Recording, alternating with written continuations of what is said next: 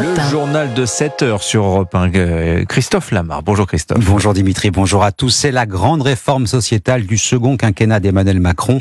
Présentation ce matin en Conseil des ministres du projet de loi fin de vie. Même s'il ne dit pas les choses clairement, le texte prévoit de légaliser le suicide assisté et l'euthanasie d'exception, deux concepts regroupés sous le terme d'aide à mourir. Seuls certains malades incurables sont concernés. Et Emmanuel Macron plaide pour un modèle français de la fin de vie, mais celui-ci ne satisfait ni les partisans ni les adversaires du texte. Les malades eux-mêmes sont d'ailleurs loin d'être convaincus. C'est le cas de Caroline, atteinte de la maladie de Friedreich, pathologie neurodégénérative qui se traduit notamment par des troubles des mouvements et de l'équilibre irréversible. Pour autant, Caroline ne veut pas mourir, elle veut juste être accompagnée jusqu'à la fin. C'est tout à fait différent.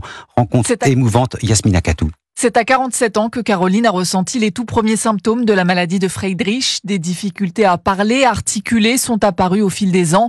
Des problèmes d'équilibre, marcher sans déambulateur devient compliqué et à terme, Caroline sera prisonnière de son corps, mais son envie de vivre reste intacte. L'avenir, il sera difficile, mais ce qu'il faut, c'est vivre le présent avec ce qu'on peut faire aujourd'hui.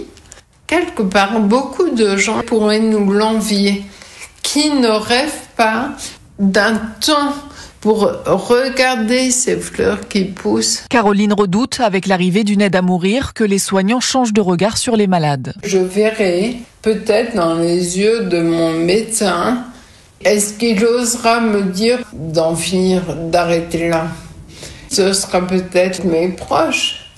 C'est ça qui me fait peur. Souffrante depuis 17 ans, Caroline espère que les soins palliatifs dont elle bénéficie pourront l'accompagner jusqu'à son dernier souffle. Un reportage Yasmina Katou, spécialiste santé à Europe 1.